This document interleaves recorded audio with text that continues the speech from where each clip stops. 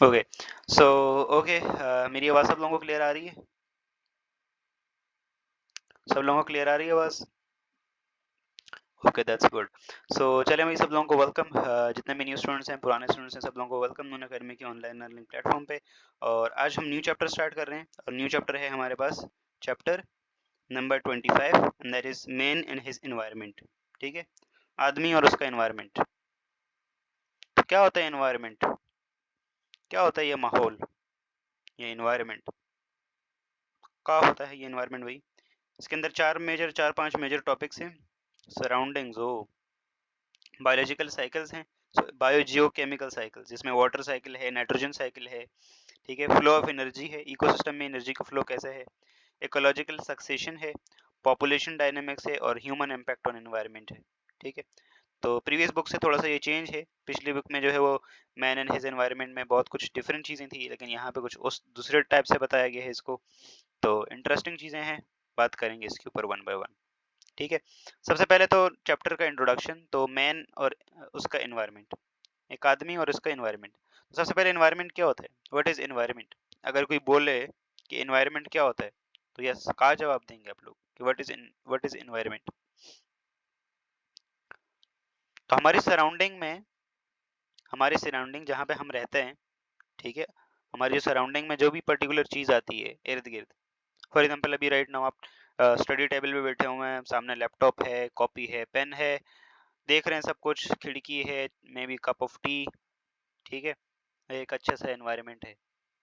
तो ये आपकी सराउंडिंग क्या है? This is your environment. ठीक है, तो आदमी और उसका एनवायरनमेंट, उसके ऊपर क्या क्या फ़र्क डालता है, ह्यूमंस का क्या इम्पैक्ट पड़ता है, ह्यूमंस का इम्पैक्ट कैसे पड़ता है, और साथ साथ में एनवायरनमेंट और ह्यूमन के बीच में या एनिमल्स के बीच में, नॉट या टू बी स्पेसिफिक ऑर्गेनिजम्स के बीच में चीज़ों का जो है वो आना जाना लगा रहता है। ठीक है, तो ये कैसे होता है इसको हम डिटेल करेंगे आज। ओके भाई, नताशा वेलकम। सबसे पहला टॉपिक है आप लोगों के पास बायो जियो केमिकल साइकिल। ठीक है, तो बायो जियो केमिकल साइकिल में हमारे पास दो मेन साइकिल हैं, एक नाइट्रोजन साइकिल है और एक है हमारे पास वाटर का cycle. Am I audible to you guys? आवाज आ रही है मेरी? Hello hello hello. चैप्टर 25 नताशा, नाश्ता। चैप्टर 25 है नाश्ता। Chapter 25 man and his environment. जल्दी से ज्वाइन कर ले भाई, सब लोग बाद बाद में आ रहे हैं। ओके सो हमारे पास जितने भी इंपॉर्टेंट न्यूट्रिएंट्स है ना, हमारे पास वाटर है। Water is the essential component of life, number one. इसी के साथ साथ नाइट्रोजन, आपको पता है nitrogen is very very essential for plant growth. Similarly हमारी ह्यूमन बॉडी में भी नाइट्रोजन का बहुत इंपॉर्टेंट रोल है, क्योंकि नाइट्रोजन हमारे पास आपको पता है न्यूक्लिक एसिड, डीएनए, आरएनए में होता है। साथ साथ में नाइट्रोजन और कहाँ होता है? अमाइनो एसिड्स में होता है। तो nitrogen is a very very very very very essential component of our body. ठीक है, तो इसलिए जितने भी इसेंशियल कंपोनेंट्स है, जैसे वाटर है, ठीक है, नाइट्रोजन है, इन सब का ना एक प्रॉपर साइकिल होता है। ठीक है, साइकिल मतलब इनका जो है वो ऑर्गेनिज्म, लिविंग ऑर्गेनिज्म और सॉइल के बीच में ना ट्रांसफॉर्मेशन होता रहता है।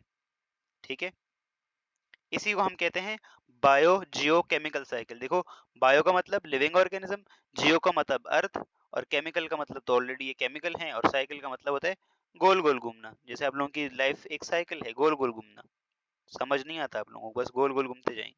तो ये जिंदगी का साइकिल है। ठीक है, तो सिमिलरली हमारे पास केमिकल्स का भी साइकिल होता है पूरा प्रॉपर, कि इनका जो है लिविंग ऑर्गेनिज्म, जैसे यहाँ पे प्लांट की एग्जांपल दी है। जियो मतलब अर्थ, अर्थ, जियो का मतलब होता है जमीन। ठीक है, तो ये देखें, यहाँ पे देखें कुछ ऑर्गेनिजम्स दिए हैं, यहाँ से देखो प्लांट में शिफ्ट हो रहा है, प्लांट्स में दोबारा से अर्थ में आ रहा है, सॉइल में। ठीक है, तो ये हमारे पास क्या होते हैं? These are biogeochemical cycles. और प्राइमरी सोर्स हमारे पास आपको पता है सन से एनर्जी हमें मिलती है। ठीक है, तो okay so first of all हम बात करते हैं वाटर साइकिल की। वाटर साइकिल को जरा एक बार देख लेते हैं एंड देन इसके बाद हम बात करेंगे। ओके, वाटर साइकिल की बात करते हैं। वाटर साइकिल की बाद इसकी बाद जो भी चीजें हैं ना वो बात करेंगे। वाटर साइकिल कैसे काम करता है? आपको पता है हमारी जो अर्थ के फेस के ऊपर जितने भी पानी है, उसमें से मेजॉरिटी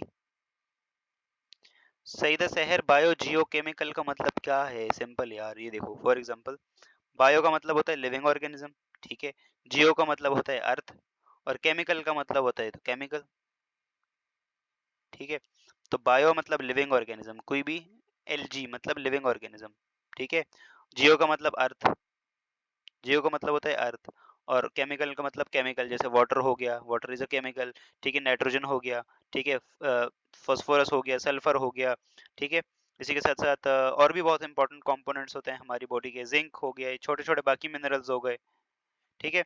तो ये हमारी डे टू डे लाइफ में बहुत इंपॉर्टेंट रोल प्ले करते हैं ना, ठीक है।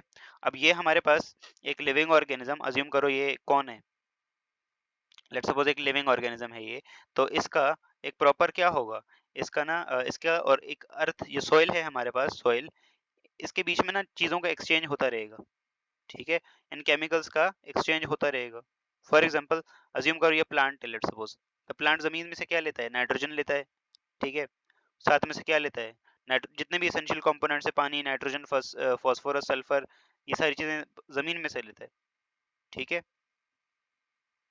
और बदले में क्या देता है, कई बार उसके जो डेड ऑर्गेनिक पार्ट्स होते हैं वो चले जाते हैं, और वो सॉइल की फर्टिलिटी को इंक्रीज करते हैं। तो ये देखो, ये पूरा प्रॉपर ना एक साइकिल चल रहा है, ठीक है। तो इसीलिए इसको बायो जियो केमिकल साइकिल, क्योंकि इसमें लिविंग ऑर्गेनिज्म भी इन्वॉल्व है, जियो मतलब अर्थ जमीन भी इन्वॉल्व है, और केमिकल तो है ही है, तो इसलिए इसको बायो जियो केमिकल साइकिल कहते हैं। आप लोगों के बुक में हम जो दो साइकिल पढ़ेंगे, एक वाटर साइकिल और एक नाइट्रोजन का साइकिल पढ़ेंगे, बाकी और भी साइकिल्स होते हैं लेकिन उनकी बात नहीं करेंगे हम, ठीक हो गया। तो वाटर की साइकिल की बात करते हैं। वाटर का साइकिल बहुत ही ईजी है, बहुत ही ईजी, बहुत ही ईजी, ठीक है। ये इधर जो जो डिटेल भी लिखी हुई है, इसको आप लोग, मैं स्लाइड भेज दूंगा, आप लोग देख लीजिएगा। सिंपल क्या होता है हमारे पास, आपको पता है, जैसे जैसे हमारे पास मेजोरिटी जो वाटर है हमारा, वो हमारा कहाँ होता है, ओशियंस के अंदर होता है, ठीक है। जो समुंदर है वहां पे होता है, ठीक है। About 71% of the earth phase is covered by oceans, ठीक है, समुंदर से। अब होता क्या है, यहाँ पे नीचे जैसे ही इसके ऊपर सनलाइट पड़ती है ना, सनलाइट जैसे ही इसके ऊपर पड़ती है, ठीक है, तो क्या होता है, एवापोरेशन होती है या प्रेसिपिटेशन होती है। क्या होती है, एवापोरेशन या प्रेसिपिटेशन, ठीक है। और एवापोरेशन या प्रेसिपिटेशन से क्या होता है, जो वाटर के जो नीचे मॉलिक्यूल्स होते हैं ना, वो ऊपर आ जाते हैं, ठीक है, वो ऊपर आ जाते हैं। अब नीचे टेम्परेचर ज्यादा है, जैसे आप लोगों ने कभी चाय बनाई है, चाय, तो ऊपर से जब कवर कर देते हैं, मतलब जो भी आपका कंटेनर जिसमें चाय बना रहे हैं, उसको जब कवर कर देते हैं, तो नीचे से जो भाप ऊपर जा जाके, ऊपर जो कवरिंग होती है उसकी, उसके ऊपर लग के दोबारा वापस नीचे आ रही होती है ना, तो यही है जो भाप बनने का प्रोसेस है, ये जो वेपर्स बनने का प्रोसेस है, दिस इज कॉल्ड एवापोरेशन, ठीक है। एवापोरेशन और प्रेसिपिटेशन, ठीक हो गया। तो तो जैसे ही हमारे पास ये जो सनलाइट पड़ती है, हमारे जो पानी के रिजर्वायर हैं, ठीक है, जो लेक्स हो गई, पॉन्ड्स हो गए, या ओशियंस हो गए, जैसे ही इनके ऊपर पड़ती है, तो यहाँ से क्या होता है, यहाँ से ये प्रेसिपिटेशन होके ऊपर जाते हैं, ठीक है। प्रेसिपिटेशन या एवापोरेशन होके ये वाटर के वेपर्स ऊपर चले जाते हैं, ठीक है। ऊपर क्योंकि हमारे एटमॉस्फेयर में टेम्परेचर रिलेटिवली कम होता है, ठीक है। तो टेम्परेचर रिलेटिवली कम होने की वजह से क्या होता है, आपको पता है वहां ऊपर एटमॉस्फेयर में छोटे छोटे पार्टिकल्स होते हैं, ठीक है। उन छोटे छोटे पार्टिकल्स के सराउंडिंग में ना ये पानी के मॉलिक्यूल इस तरह से जमा होना स्टार्ट हो जाते हैं, ठीक है। और इस प्रोसेस को हम क्या कहते हैं, कंडेंसेशन कहते हैं। क्या कहते हैं हम, कंडेंसेशन कहते हैं। तो छोटे छोटे पानी के मॉलिक्यूल इस तरह से जो नीचे से गए, एवापोरेशन, जो हमारे पास जो भाप ऊपर गई, वो वहां पे जो छोटे छोटे पार्टिकल्स हो गए उनको सराउंड कर लेंगे, और हमारे पास वो फिर एक वाटर ड्रॉपलेट बन जाएगा, ठीक है। और यही वाटर ड्रॉपलेट, जो क्लाउड्स होते हैं ना, क्लाउड्स में पानी ही होता है, मेजोरिटी पानी ही होता है, यस, क्लाउड्स बनते हैं, ठीक है। और फिर अल्टीमेटली क्या होता है, जब इनका वेट सफिशिएंटली हो जाता है, जब पूरा प्रॉपर वाटर ड्रॉपलेट बन जाता है, तो ये नीचे बारिश की फॉर्म में नीचे बारिश होती है, ठीक है। तो इस तरह से हमारे पास वाटर साइकिल चलता रहता है, ठीक है। क्लियर है सब लोगों को यहाँ तक। एक चीज आप लोगों ने सुनी होगी, आर्टिफिशियल रेन, तो उसकी बात भी करते हैं हम, या क्लाउड सीडिंग नाम सुना होगा, उसकी बात भी करते हैं। ये वाला बेसिक कॉन्सेप्ट क्लियर है सब लोगों को, सनलाइट आएगी, पॉन्ड में, इको पॉन्ड में या ओशियन में या दरिया में रिवर में कहीं पे भी पानी है उसके ऊपर पड़ेगी, आपको पता है वाटर का जैसे ही मॉलिक्यूल्स की काइनेटिक एनर्जी बढ़ेगी तो आपको पता है वो वहां से एवापोरेट हो जाएंगे। एवापोरेट होके वो क्या आ जाएंगे, ऊपर आ जाएंगे। ऊपर एयर में हमारे पास एटमॉस्फेयर में हमारे पास छोटे छोटे पार्टिकल्स होते हैं, और वो छोटे छोटे पार्टिकल्स के सराउंडिंग में जाके ये वाटर के वेपर जैसे सराउंडिंग कर लेंगे और हमारे पास बनेंगे क्लाउड्स। ठीक है, इस क्लाउड्स में जब वाटर के मॉलिक्यूल एक सफिशिएंट उसमें एक सफिशिएंट अमाउंट में आ जाएंगे, ठीक है, एक सफिशिएंट अमाउंट में आ जाएंगे, उसके बाद क्या होगी, बारिश होगी। और आपको पता है जब बारिश होता है तो पानी आता है, और जब ज्यादा बारिश होता है तो ज्यादा पानी आता है। ठीक है, ठीक हो गया। ओके, यहाँ पे ना इस डायग्राम में थोड़ा सा मसला है, इसने यहाँ पे प्रेसिपिटेशन बता दी है और इसमें एरो भी थोड़ा गलत बताया है। प्रेसिपिटेशन का मतलब क्या होता है, जैसे ओशियन का पानी है उसमें जब एवापोरेशन होती है ना तो वो एवापोरेट होके ऊपर चला जाता है। ठीक है, और फिर हमारे पास पीछे वहां पे ड्राई ड्राई क्या रह जाता है, समुद्र के पानी में सॉल्ट्स रहते हैं ना, तो वो सॉल्ट्स जो है वो वाइट वाइट पीछे रह जाते हैं। This is precipitation. ठीक है, और आपको पता है हमारी जो अर्थ है उसके पास बहुत ही 3% के 97% जो पानी है वो कैसा है, वो ओशियन का वाटर है। सिर्फ 3% वाटर फ्रेश वाटर है, और इस 3% में भी बहुत कम, अराउंड 0 पॉइंट समथिंग परसेंट, 0.001% के अराउंड पानी जो है वो यूज के काबिल है पूरी दुनिया का। ठीक है, और ओशियन में 97% पानी है, इसको ना आप खाने के लिए यूज कर सकते हैं, ना पीने के लिए, ना नहाने के लिए, ना इससे फसलें उगा सकते हैं, ना इससे क्रॉप्स उगा सकते हैं, कुछ भी नहीं कर सकते। तो फिर क्या क्या होता है, जैसे बारिश होती है तो आपको पता है ये नेचुरल प्रोसेस है वाटर को साफ करने का भी। ठीक है, जो समुद्र से ऊपर बारिश जाती है, ऊपर बादल जाते हैं या जो क्लाउड्स बनते हैं, वालेकुम अस्सलाम जैनब अरई, वेलकम। जो क्लाउड्स ऊपर जाते हैं तो वो हमारे पास वो प्योर वाटर आता है, फिर वापस जो नीचे आता है ना वो प्योर वाटर होता है। तो उस वाटर को बहुत सारे लोग उसको कैप्चर करके उसको डिफरेंट डिफरेंट पर्पसेस के लिए यूज भी करते हैं। कुछ लोग पीने के लिए भी यूज कर लेते हैं, कुछ लोग डिफरेंट डिफरेंट पर्पसेस के यूज कर लेते हैं। मैंने वेलकम नहीं किया। ओके भाई, जितने भी न्यू स्टूडेंट है वेलकम, खुशामदीद। उन अकेडमी के ऑनलाइन लर्निंग प्लेटफॉर्म पे वेलकम किया जाता है आप सब लोगों को।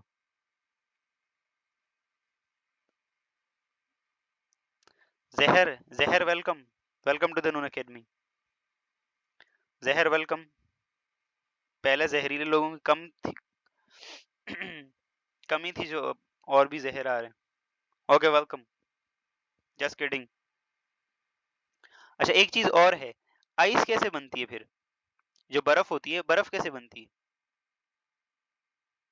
एक्चुअली में बर्फ हमारे एटमॉस्फेयर का टेम्परेचर थोड़ा कम होता है रिलेटिवली, तो कंडेंसेशन के बाद जो होता है ना बर्फी हमारे पास जो वाटर ड्रॉपलेट्स होते हैं ना वो सॉलिड फॉर्म में ही कन्वर्ट हो जाते हैं, बर्फ में ही बन जाते हैं।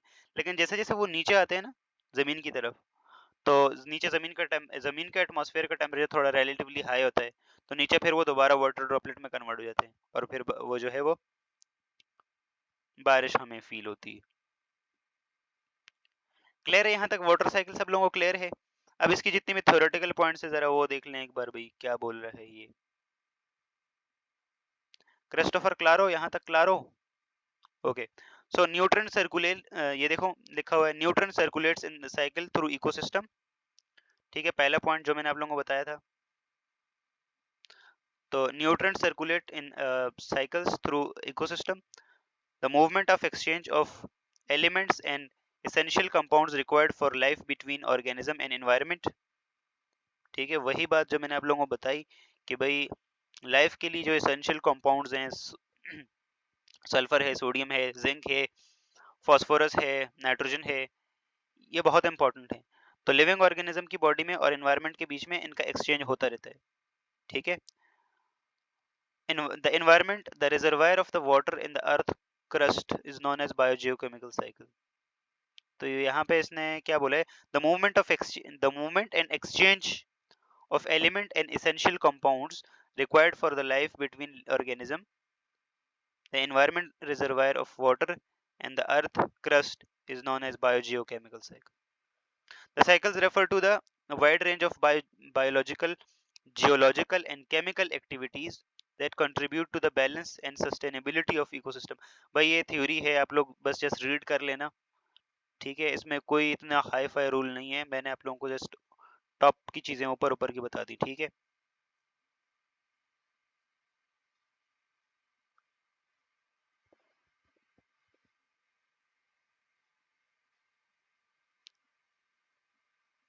ओके, आगे बढ़ते हैं हम और आगे बात करते हैं हम किसकी, यस, आगे हम बात करते हैं नाइट्रोजन साइकिल की, और फिर उसके बाद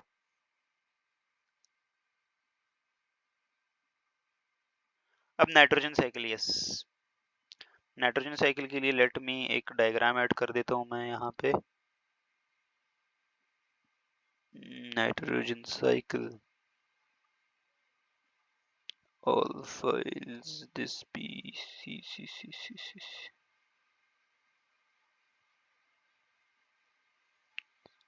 नाइट्रोजन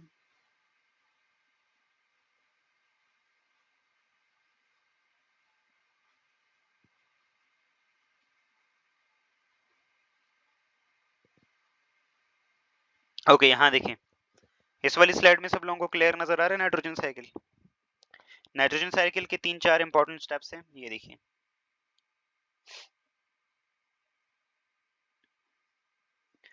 ओके, सीधा हम आते हैं इसके ऊपर, टेबल के ऊपर आते हैं, पहले नाइट्रोजन साइकिल को देख लेते हैं। ओके, सो नाइट्रोजन साइकिल में हमारे पास, हमें पता है nitrogen is very essential component. सबसे पहले हमारे पास ये हमारे अमाइनो एसिड्स के अंदर होता है, और amino acid are essential for protein synthesis. Protein synthesis के लिए बहुत इंपॉर्टेंट है, और प्रोटीन आपको पता है हमारी बॉडी में बहुत ज्यादा इंपॉर्टेंट रोल प्ले करते हैं। There are like thousands of protein within the cell जो कि इंपॉर्टेंट रोल प्ले करती हैं, ठीक हो गया। दूसरे नंबर पे ये हमारे पास न्यूक्लिक एसिड में होता है, ठीक है, डीएनए आरएनए के अंदर होता है। तो डीएनए आरएनए अगर ना हो तो लिविंग ऑर्गेनिज्म एग्जिस्ट ही ना करे, क्योंकि DNA RNA are the essential components, ठीक है, फॉर लाइफ। इनके बिना लाइफ सर्वाइव ही नहीं कर सकती, ठीक हो गया।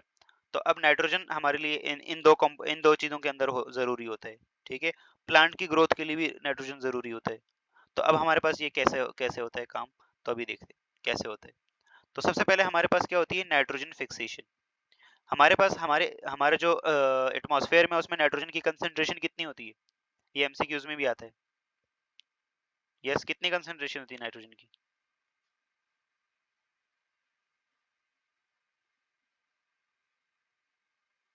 70, हाँ वेरी गुड, 78% होती है, वेरी गुड, 78% होती है, ठीक है।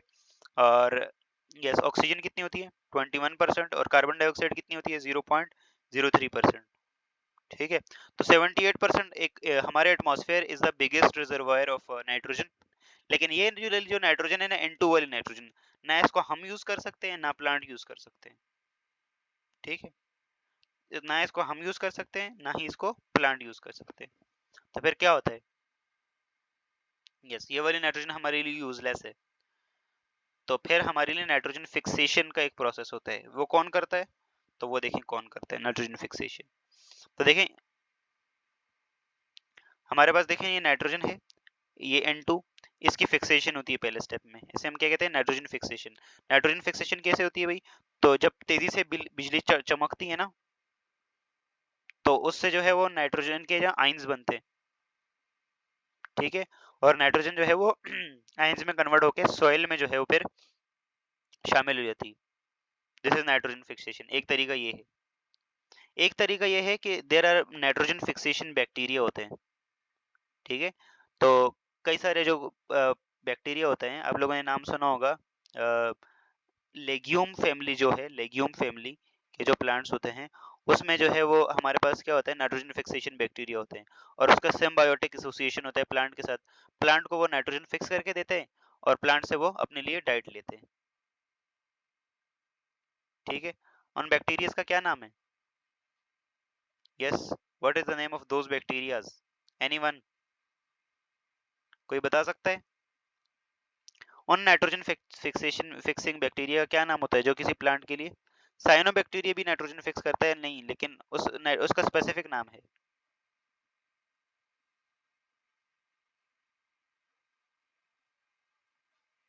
यस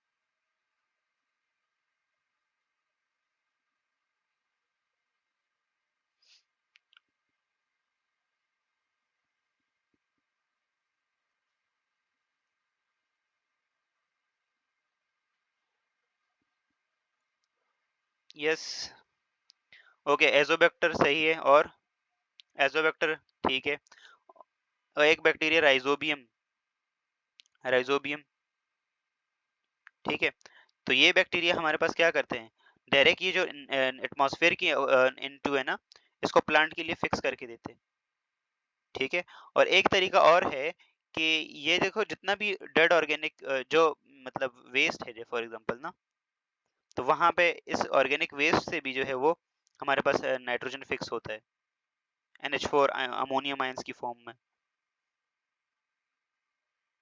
ठीक है तो इन सब से जो है वो नाइट्रोजन फिक्स होके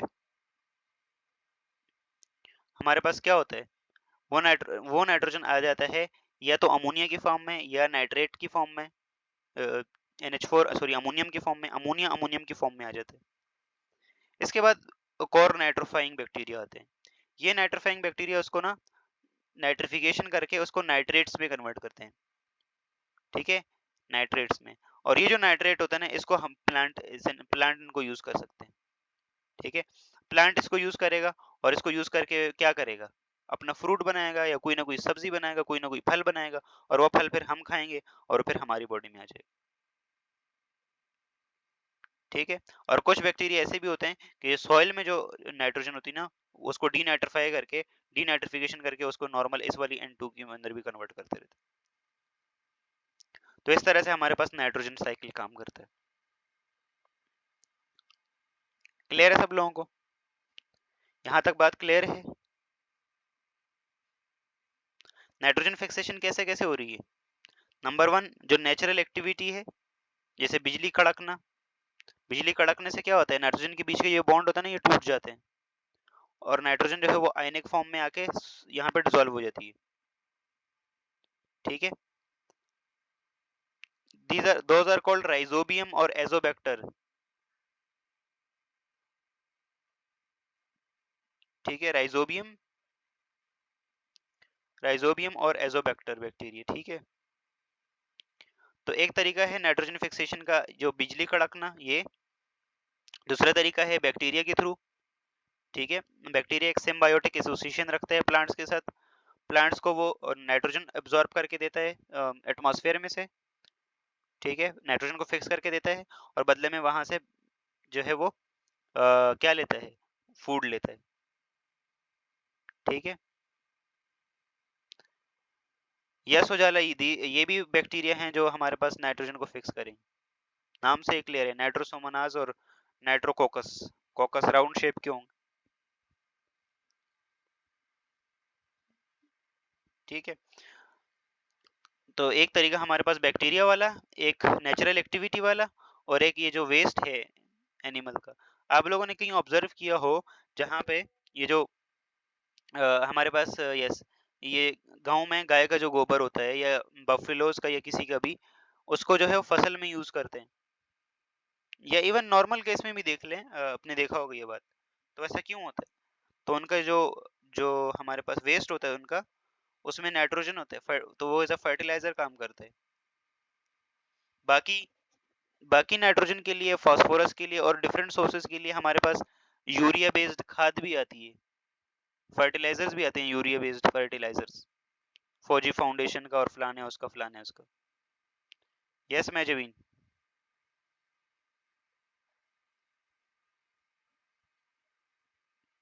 ठीक हो गया ये तीनों किस फॉर्म में कर देंगे NH4 की फॉर्म में जैनब का कमेंट क्या आया है welcome Zainab welcome to the Noon academy sorry भाई जिसको मैंने वेलकम नहीं किया आज नून अकेडमी में जहरा जैनब तो है ही नहीं welcome to the Noon academy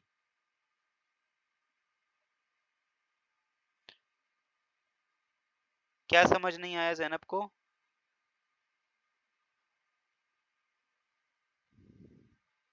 क्या समझ नहीं आया नाइट्रोजन साइकिल समझ नहीं आया देखो हमारे पास एटमॉस्फेयर में 78% नाइट्रोजन है जैनब ठीक है ये N2 फॉर्म की एलिमेंट, ये हमारे पास मॉलिक्यूलर फॉर्म में, ये वाली फॉर्म लिविंग ऑर्गेनिज्म यूज नहीं कर सकते, ना हम यूज कर सकते हैं, ना प्लांट यूज कर सकते हैं, ना बैक्टीरिया खुद भी इवन यूज नहीं कर सकते इसे। तो क्या करते हैं फिर इसके लिए नाइट्रोजन फिक्सेशन होती है। ठीक है, नाइट्रोजन फिक्सेशन कैसे होती है?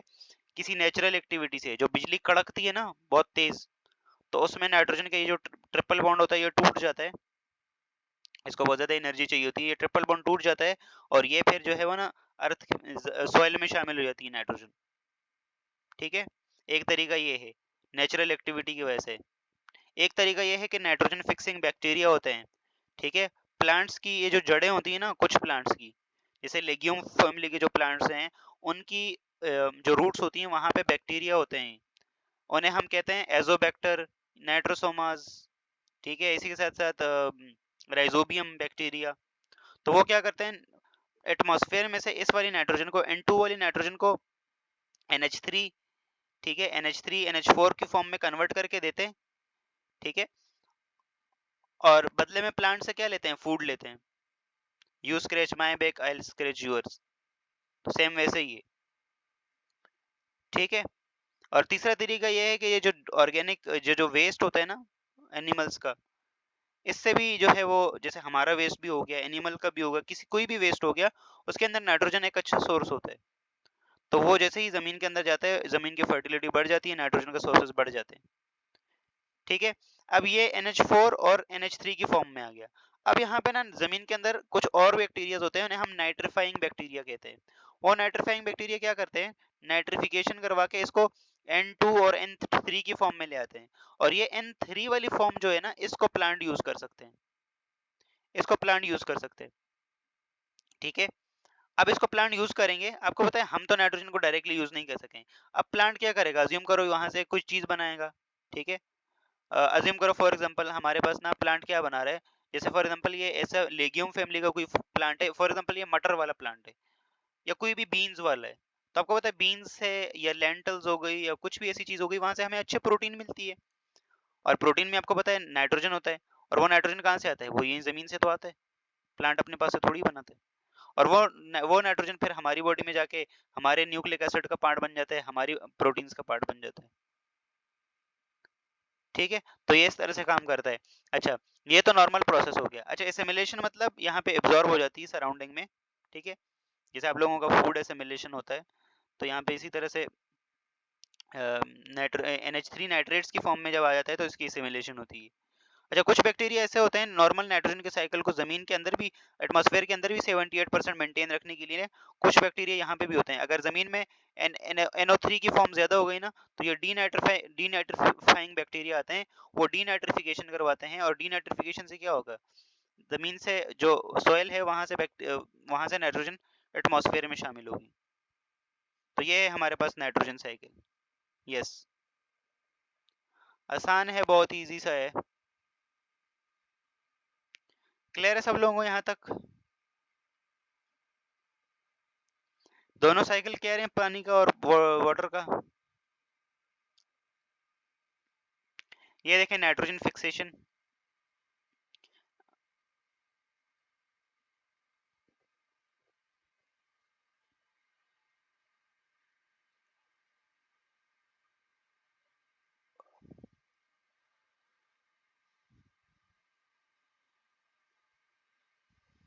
क्रिस्टोफर क्लैरो, यहाँ तक क्लियर है सब लोगों को?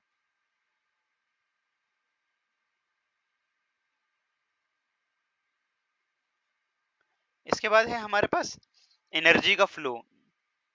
ठीक है, एनर्जी का फ्लो, तो यस, एनर्जी का फ्लो इकोसिस्टम में कैसे चलता है? तो ecosystem is the fundamental unit of ecology. With a sunlight plant cannot prepare, without sunlight plant cannot prepare their food. Okay, आपको पता है हमारे पास जो एक इकोसिस्टम होता है, वहां पे ना एनर्जी एक प्रॉपर डायरेक्शन में फ्लो करती है। जैसे सूरज से आई प्लांट्स के पास, प्रोड्यूसर ने प्रोड्यूस किया, अपना फूड प्रोड्यूस किया। ठीक है, प्रोड्यूसर्स को कंज्यूमर्स ने खाया। ठीक है, कंज्यूमर से फिर हमारे पास क्या आया, आगे डिकम्पोजर्स। ठीक है। तो देखो सनलाइट, सन जो है वो प्राइमरी सोर्स है एनर्जी का, प्रोड्यूसर्स के पास गया, प्रोड्यूसर ने चीजें बनाई, उसको कंज्यूमर ने खाया, कंज्यूमर से डिकम्पोजर्स। तो इस तरह से एनर्जी देखो स्टार्ट होके एक डायरेक्शन में, पर्टिकुलर डायरेक्शन में फ्लो कर रही है। इसी को हम बोलते हैं एनर्जी का फ्लो इकोसिस्टम के अंदर। अब ये फ्लो कैसे होता है, तो इसको जरा देखते हैं यहाँ पे। सबसे पहले आपके पास क्या होते हैं, प्रोड्यूसर्स होते हैं। पहले नंबर पे क्या होते हैं, producers. Okay, concept of productivity. Okay, तो सबसे पहले हमारे पास होता है सनलाइट। सनलाइट हमारे पास, हमें पता है, is the primary source of energy on the face of earth, या हमारे इकोसिस्टम के अंदर सन जो है उससे प्राइमरीली एनर्जी आती है। जहाँ पे एनर्जी आती है तो जो प्रोड्यूसर्स होते हैं वो क्या करते हैं, अपना फूड बनाते हैं। इन प्रोड्यूसर्स में क्या क्या आता है, इन प्रोड्यूसर में मेजोरिटी क्या आते हैं, सबसे पहले प्लांट्स आते हैं, ठीक है। और क्या आते हैं, साइनोबैक्टीरिया आता है, साइनोबैक्टीरिया आता है, और बाकी इतने जितने भी ऑर्गेनिज्म जो अपना खाना खुद बना सकते हैं, ठीक है। आपकी तरह वाला खाना नहीं कि किचन में चले गए और खाना बना लिया। जैसे टमाटर बनाना प्लांट बनाता है ना, टमाटर आप नहीं बना सकते, ठीक है। तो उन्हें हम कहते हैं ऑटोट्रॉफ्स। ऑटोट्रॉफ और हेटेरोट्रॉफ तो पढ़ा होगा ना, ऑटोट्रॉफ्स, ठीक है। तो ये जो ऑटोट्रॉफ्स होते हैं, जैसे प्लांट हो गया, साइनोबैक्टीरिया हो गया, कुछ बैक्टीरियाज हो गए, कुछ अल्जाई भी हो गए, वो क्या करते हैं, उनके अंदर क्लोरोफिल होता है, वो सनलाइट को कैप्चर करते हैं, और वो क्या करते हैं, वो प्रोड्यूसर्स होते हैं, वो प्राइमरीली जो है वो चीजें बनाते हैं। अब प्रोड्यूसर्स के ऊपर क्या होता है, प्रोड्यूसर्स के ऊपर ना डीकम्पोजर्स एक्ट करते हैं, नहीं सॉरी, प्रोड्यूसर्स के ऊपर कंज्यूमर्स एक्ट करते हैं, कंज्यूमर, कंज्यूमर फीड करते हैं, प्रोड्यूसर्स के ऊपर कंज्यूमर फीड करते हैं, ठीक है। जैसे फॉर एग्जांपल प्लांट है, तो प्लांट से हम देखो वहां से हम फ्रूट्स लेते हैं, फल्स लेते हैं, ठीक है। हम वहां से वेजिटेबल्स लेते हैं, बहुत सारी चीजें लेते हैं, ठीक है। या फॉर एग्जांपल बफेलो है, एक बफेलो, तो बफेलो क्या करती है, घास खाती है ना, तो वो कंज्यूमर में आती है। शीप है, गोट है, काउ है, तो वो कंज्यूमर की कैटेगरी में आएगा। अब कंज्यूमर में हमारे पास तीन टाइप्स के होते हैं। नाइट्रोजन साइकिल पूरी तो कर ली, और कैसे पूरी करूं, वो जो डिटेल लिखी हुई है उसकी बात कर रही हूँ, वो मैं वर्ड बाय वर्ड एक एक चीज तो नहीं पढ़ूंगा ना यार। अब कंज्यूमर में हमारे पास तीन टाइप्स के होते हैं, एक प्राइमरी कंज्यूमर, एक सेकेंडरी, और एक नाइट्रिफिकेशन और डीनाइट्रिफिकेशन बताया है, और एक हमारे पास होते हैं टर्शरी कंज्यूमर।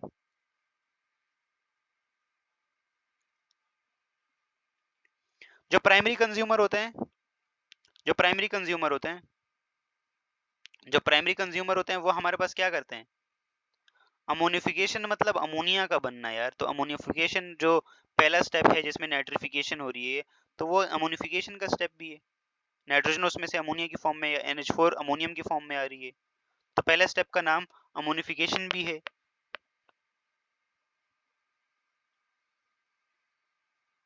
ठीक है Mohadi sir. Okay, so primary consumer हमारे पास कौन से होते हैं, वो जो प्रोड्यूसर्स के ऊपर डायरेक्टली एक्ट करते हैं। प्राइमरी कंज्यूमर में जैसे बफलो कैट, बफलो हो गई, काऊ हो गई, शीप हो गई, ये सब चीजें, ठीक है। वो डायरेक्टली किस पे कंज्यूम करती हैं, प्राइमरी कंज्यूमर पे। और ये मेजोरिटी कैसे होते हैं, ये हर्बीवोरस होते हैं। जो प्राइमरी कंज्यूमर होते हैं वो कैसे होते हैं, हर्बीवोरस, मतलब घास फूस खाने वाले। प्राइमरी कंज्यूमर के ऊपर, यस, प्राइमरी कंज्यूमर के ऊपर कौन एक्ट करता है, सेकेंडरी कंज्यूमर। और सेकेंडरी कंज्यूमर क्या होते हैं, यस, सेकेंडरी कंज्यूमर क्या होते हैं, कार्निवोर्स होते हैं, क्या होते हैं, सेकेंडरी कंज्यूमर दोनों हो सकते हैं, कार्निवोर्स भी हो सकते हैं, और यस, हर्बीवोर्स भी हो सकते हैं। तो सेकेंडरी कंज्यूमर प्राइमरी कंज्यूमर के ऊपर एक्ट करते हैं, ठीक है, प्राइमरी कंज्यूमर को खाते हैं। जैसे for example, yes, Harbi कार्बिवोर, carnivores और हर्बीवोर्स दोनों होते हैं। जैसे हम ह्यूमंस बीइंग की बात कर लें, तो हम सेकेंडरी कंज्यूमर्स की कैटेगरी में आ सकते हैं, ठीक है।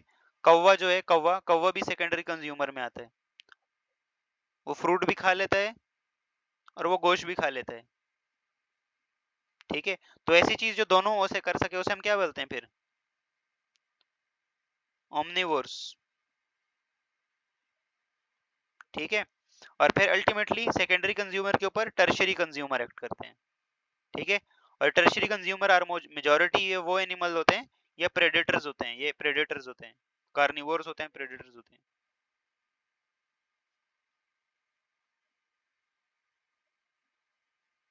ठीक है, जैसे लायन हो गया, टाइगर हो गया, वुल्फ हो गया। ठीक है, ये सारी चीजें टर्शियरी, या आपका वो हो गया, क्या नाम है, किस क्या कहते हैं उसे, शाहीन हो गया, शाहीन।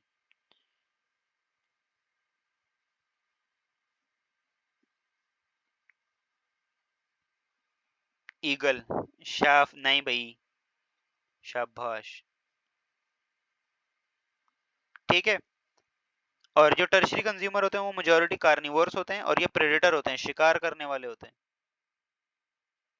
ठीक है, वैसे शिकार हम ह्यूमन बीइंग भी तो करते हैं, तो हम प्राइमरी कंज्यूमर में आएंगे, सेकेंडरी में, या टर्शियरी में? प्राइमरी आएंगे, सेकेंडरी, टर्शियरी में? ह्यूमंस, ह्यूमंस कौन सी कैटेगरी में आएंगे? सेकेंडरी में आएंगे। यहाँ देखें, आप लोगों के पास एनर्जी का एक फ्लो बताया हुआ है। सबसे पहले प्रोड्यूसर्स, प्रोड्यूसर्स के ऊपर प्राइमरी कंज्यूमर, प्राइमरी कंज्यूमर के ऊपर सेकेंडरी, सेकेंडरी के ऊपर टर्शियरी, टर्शियरी के ऊपर क्वार्टरनरी कंज्यूमर भी यहाँ लिखा है इसने। तो ये एनर्जी का फ्लो देखो इकोसिस्टम में ऐसे जाता है। क्लियर है यहाँ तक सब लोगों को एनर्जी कंजम्पशन कैसे कैसे जा रहा है? क्रिस्टोफर, क्लियर हो? आगे के जो टॉपिक्स हैं दो वो हम कल पढ़ेंगे। और हाँ, बाकी ये मैं स्लाइड्स आज भेज देता हूँ उन लोगों को, और ये आप लोग चीजें देख लो, इसमें से पढ़ लो, किसी चीज में कोई कंफ्यूजन है तो आप पूछ सकते हैं।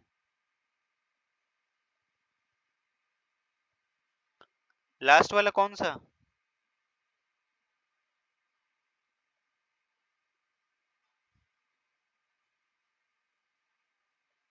कौन सा लास्ट वाला? Zahra, welcome to the Noon academy.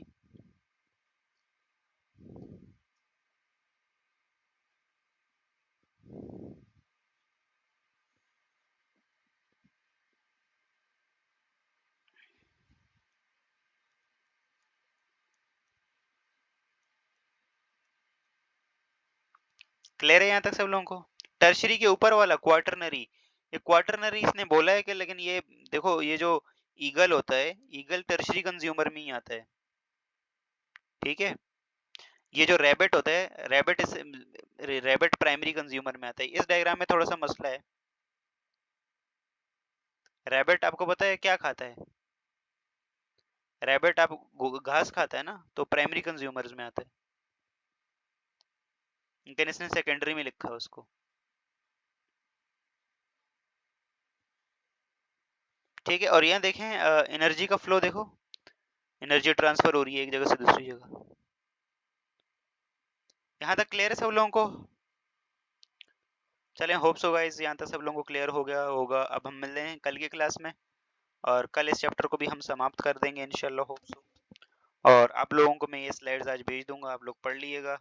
किसी पे कोई प्रॉब्लम हो तो आप पूछ लीजिएगा। ठीक है, मिलते हैं अब कल की क्लास में। Till then keep learning and keep exploring. अल्लाह हाफिज, टाटा, बाय बाय।